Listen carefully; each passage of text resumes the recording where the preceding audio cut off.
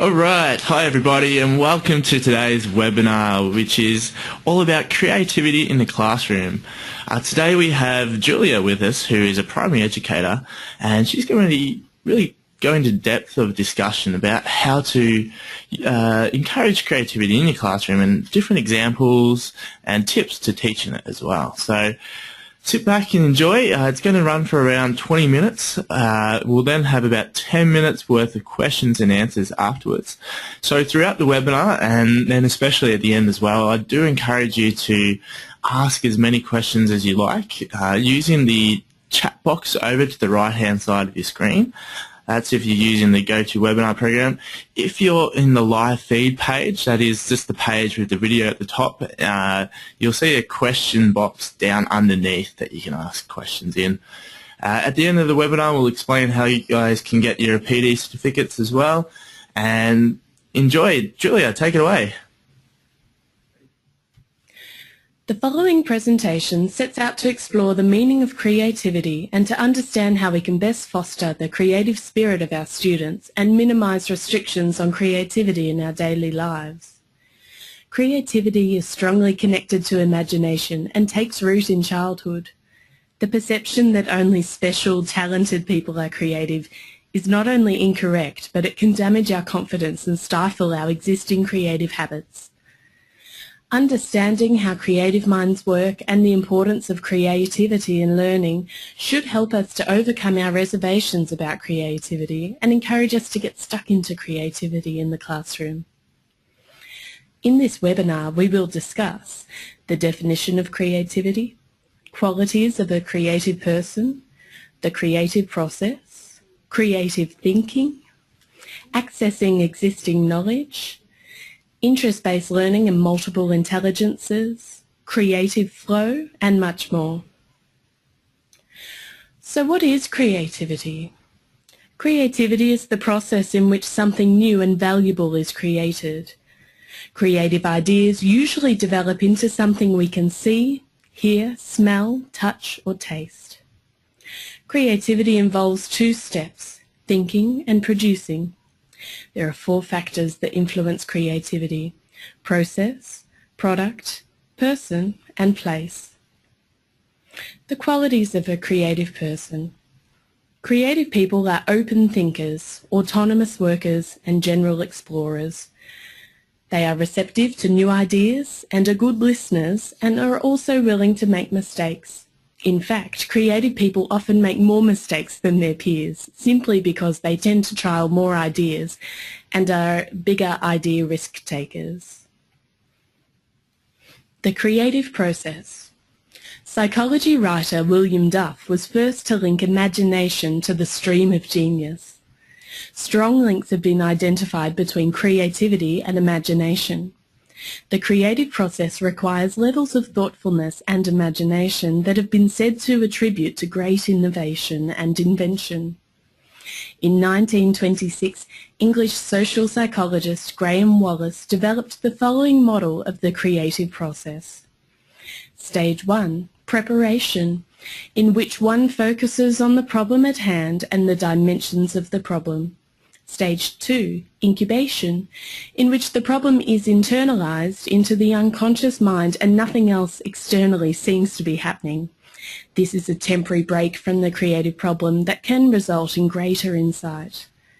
Stage 3, intimation, in which the creative person gets that feeling that a solution is on the way. Stage 4, illumination or insight, in which the creative idea bursts into conscious awareness. And finally, the 5th stage is verification, in which the idea is consciously verified, elaborated, and applied to a setting. Creative thinking.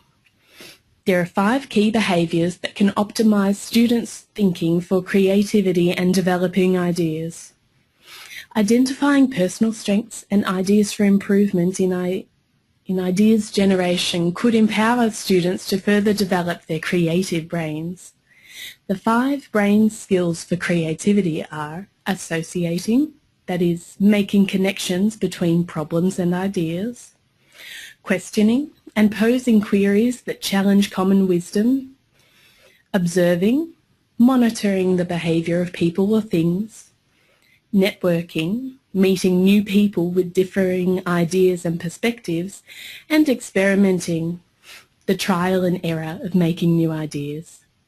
Some ways to foster creative thinking include drawing exercises. For example, draw me an animal you've never seen before. Changing the learning environment and adding points of interest to the classroom. And asking your class lots of what-if questions and really encourage their imaginations.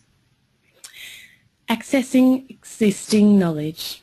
Making connections between prior knowledge and new knowledge is a sound way to embed new information and to help students master new concepts. Having a wide breadth of knowledge in a particular field can foster greater creativity. As such, students should be encouraged to follow their interests and advocate for new ideas in their chosen area of interest. The more intrinsically motivated in the work students are at the very beginning of a topic, the more likely it will be that they'll stick with it to the end of the task.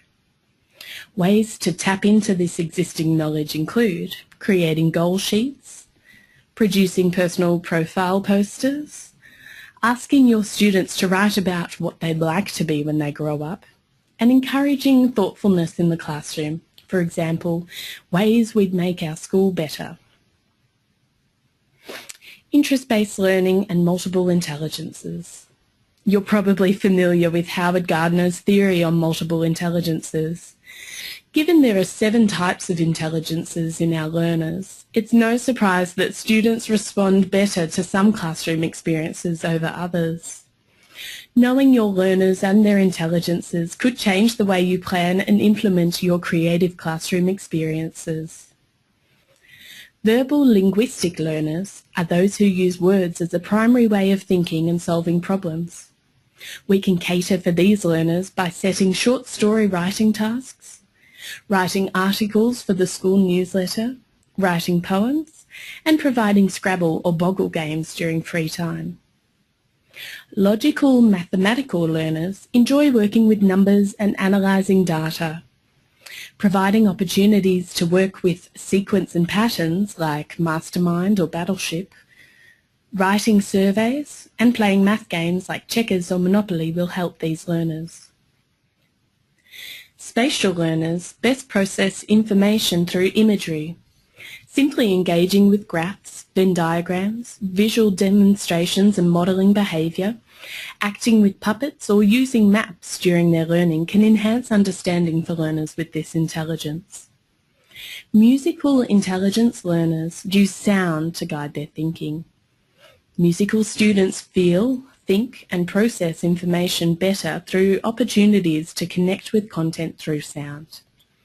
Writing their own songs to demonstrate topic comprehension, exploring different historical musical times, singing, or simply using rhythm and beat to remember sequential facts, like the periodic table, for example, can help these learners.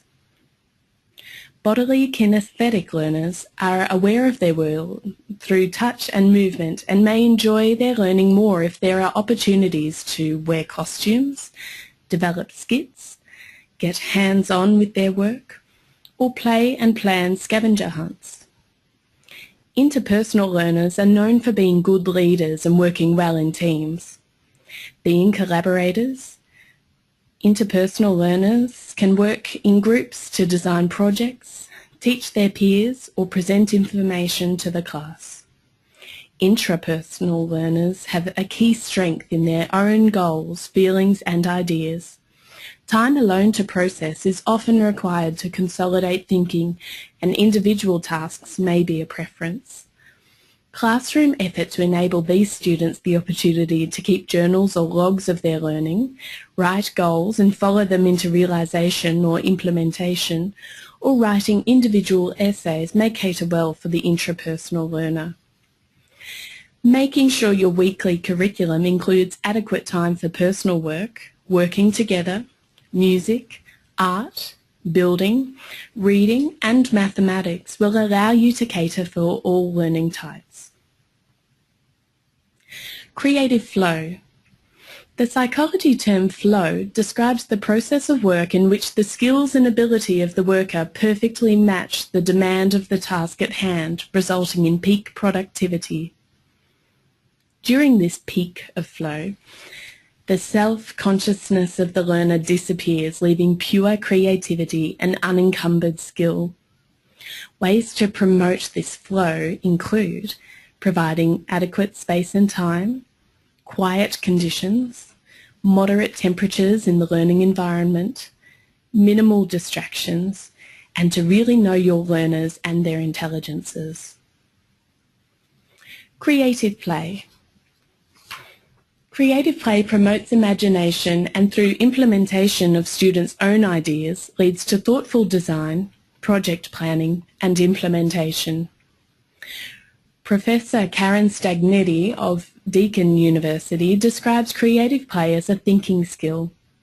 She identifies 3 traits often apparent in purposeful play, which include using artefacts in creative ways, like using a cardboard box as a car, attributing properties to artefacts, for example, proclaiming, this coffee is hot, and constructing play settings without artefacts at all. This could include imaginary doorways or invisible characters. Creative play may also involve projecting emotions and personalities to toys and artefacts. This monkey is cheeky. Role-playing and matching phrases, behaviour and mood to represent a personality type, for example, being the grumpy shopkeeper. Or reenacting lived experiences in sequence, for example, the process of Dad heading off to work for the day. Ways to implement creative play in our classrooms could include looking for cross-curricular links like inquiry learning, dress-up corners, Play-Doh, sense pot, water buckets, sandboxes and goo troughs, a conducive learning environment and allowing group play to cooperate, negotiate and problem solve. The benefits of creative practice. There are many benefits of creative play and practice in primary school settings. In fact, play in junior primary school offers a brilliant opportunity to satisfy some key curriculum criteria, such as students are engaged in purposeful play, building on existing skills which they will have carried with them from their time in early childhood settings under the early years learning framework. Students explore voice and movement and how the combination of the two contribute to the role they play. Students become aware of structure, intent, character and settings as they explore ideas and construct stories. Students become aware of rhythm, pitch, dynamics, expression, form and structure, timbre and texture. Students also learn how to make visual representations of their ideas, experiences and imaginations. Engaging in play is all about encouraging students to run with the ideas they have, not feeling constrained by discourse. Time spent in creative play now can promote those positive creative thinking skills for later on in primary school years in storytelling, problem solving, innovations and written work. Creative texts. A text is something which can be read.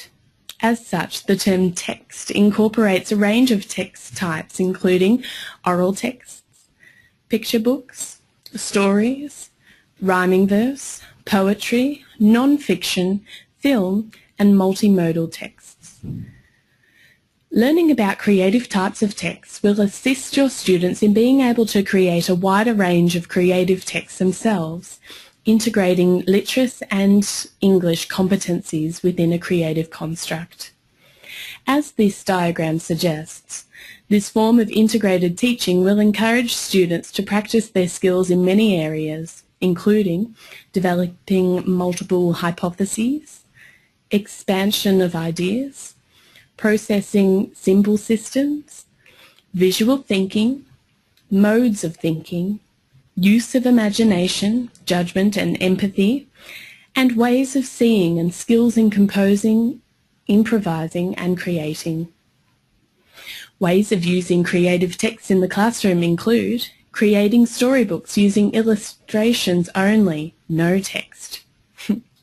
writing menus for a cafe, script writing, love letters, and fantasy stories. The more idea generation, planning, design, implementation, and evaluation that occurs, the better. Barriers to creativity. There are several barriers to creativity. These can include the perception that creativity takes too much time, the idea that the unexpected will be too disruptive or challenging, self-censorship in the crucial stages of idea development, functional fixedness, that same old uncomfortable way we are used to looking at things can really limit our creativity, and the lack of time for the open-endedness that creativity sometimes requires. Ways to decrease barriers. Look for cross-curricular links to allow additional classroom time. Practice thinking differently and generating ideas with your class every single day. Having match chats with students about their ideas. And engaging with families in the creative process, encouraging projects to perhaps progress a little at home. Creativity killers. Creativity is a sensitive beast. It can be easily stifled and can be difficult to regenerate. Creativity can be squashed by the learner just as easily as by a teacher or a peer. Here's a few points to consider when it comes to creativity in the classroom. Surveillance. Hovering over students and constantly watching them while working will stifle creativity. Evaluation. Learners worrying about the judgment of others. Creativity can be ruined all from simply worrying about what others might think of your accomplishments. Competition. If we, as educators, put students in a win-lose situation, there can only be one winner. Over-control. Showing students exactly how to do things and stifling exploration of alternative methods can really kill creativity. For example, telling a student off for not playing with a toy in a certain correct way could really limit their exploration with other toys in the future. Pressure. Placing high expectations of performance on learners can cut creativity down to nothing. This pressure can come from the teacher or the student. Thank you for joining us on this exploration of creativity in the classroom. We hope that the information collated herein will encourage you to try a few new things in your classroom.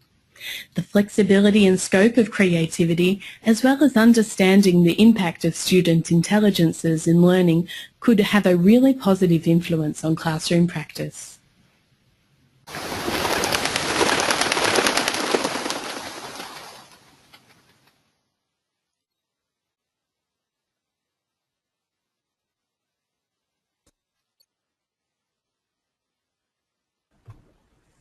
All right, thank you, Julia. That was very valuable information there about creativity in the classroom, so thank you very much. Now, before we move on to the questions and answers, which I encourage everyone to use the right-hand side of your screen to type in your question, and Julia will happily answer all the questions that we have. But before we jump into that, I just wanted to quickly discuss about some of the different Ziptale activities that can also be used in aid as a resource, I guess, for creativity in the classroom.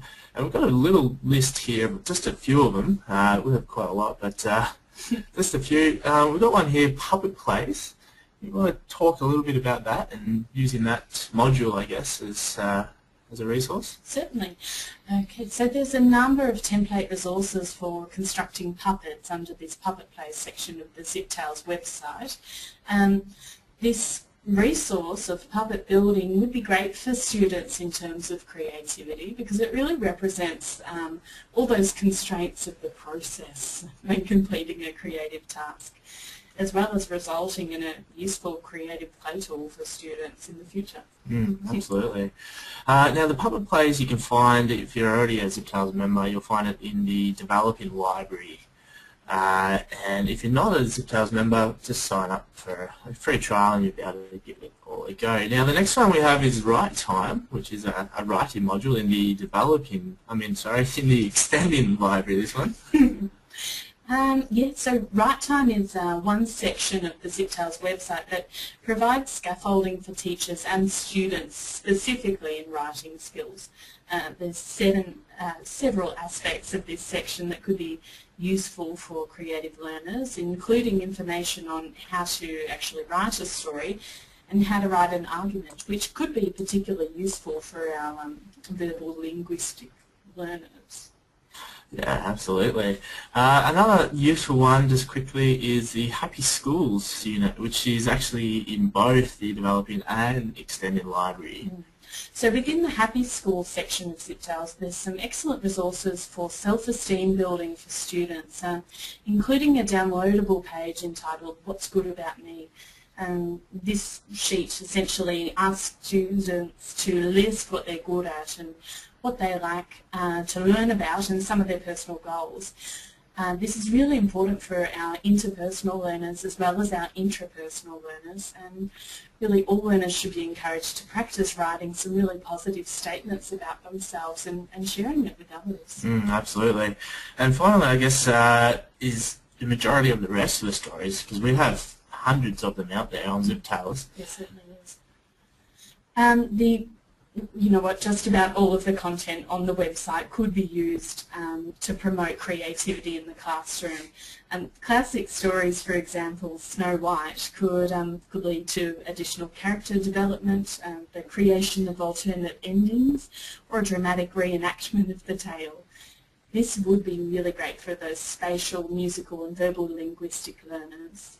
Absolutely. So it's all about just getting creative, I guess, with our library. Excuse the horrible pun there. Now, we'll move on to some questions and answers in a second. We've got a couple coming in already. I encourage you again to use the chat box to the right-hand side, or if you're on the live feed page, to use the link at the bottom.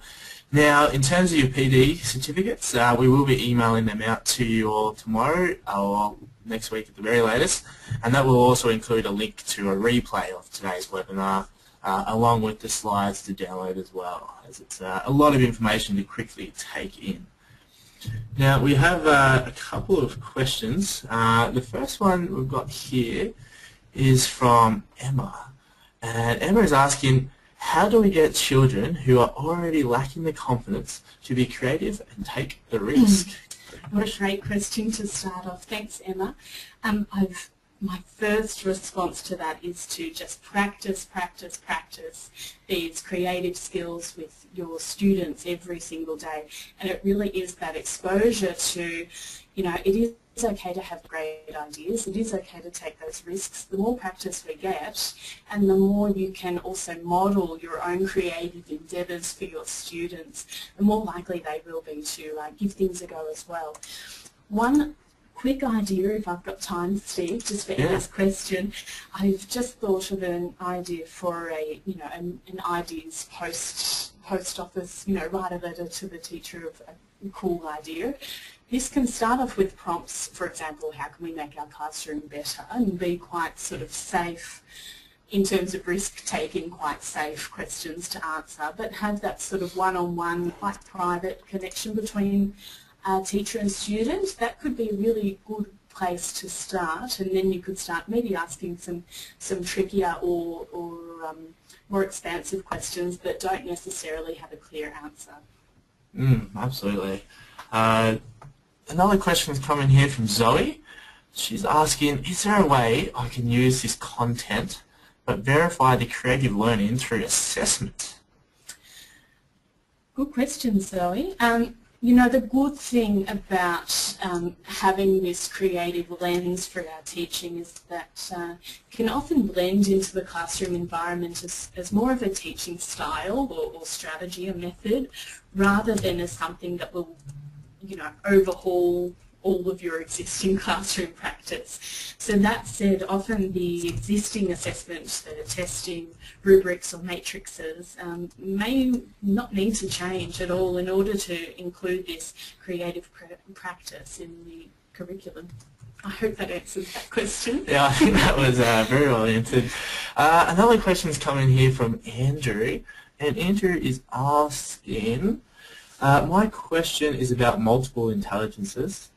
Is it meant to be used as an educator's construct for understanding our students, or are we actually meant to teach our students about all of the multiple intelligences? Right. Thank you, Andrew. That's a good question. Essentially, the answer is both. You know, for educators, firstly, it's those multiple intelligences is a construct that can really help us to realise the potential of our students and really understand that just because not all of our students are math whizzes, for example, doesn't mean they don't have other great strengths. So in that regard, it can help us to appreciate the skills of our students and also give us more avenues for teaching our students in the way we run our classrooms.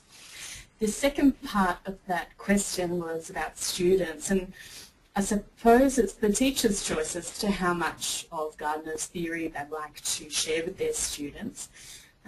I personally like the idea of sharing that learning process with students, and I would also stress to them that these categories that have been developed are not pigeonholes. You know, we're not having just one learning type. We're not just a spatial learner, for example. We're more likely to be a blend of 3 or 4 intelligences, and those will change over time. Yeah, very nicely done. We've got a couple of other questions and some nice comments coming in. One from Deanne, who's just asking about the PD certificates. We will be emailing them to you tomorrow, and if you're sitting around in a staff room with a bunch of your fellow teachers around you, we just ask that you send us an email with the list of all your teachers and their email addresses as well, so we can send an email out to all of them. Now we have a comment here from Marin, so thank you very much, Marin, for your comment. They're just saying that I think the point about turning everything around in the classroom is a pertinent one. One thing at a time is important. Concentrate on just one small change and embed it successfully, which is a really good point, and goes on to say that the same has to apply to those kids who lack confidence, one small step at a time. I think that's an absolutely great point there, Marin. I appreciate the comment. Yeah, I couldn't agree more. And the you know, baby steps. You as a teacher will be more likely to adopt these changes over the long term if you're quite comfortable with it as well. So that's a really valuable comment. Thank you. Absolutely. All right, I think that's pretty much all we have time for today. Is that right? Yep. And so, again, thank you very much for joining us on the webinar. I hope you got a lot of valuable points out of it. We will be sending you through a link to the replay again, along with your PD and along with the slides as well. So, thank you very much, everyone. Any comments that you wish to leave us, we're always very open to feedback, wanting to always improve these webinars and to get the most out of it for everyone. And hope everyone enjoys the rest of their day. Thank you. Thanks a lot.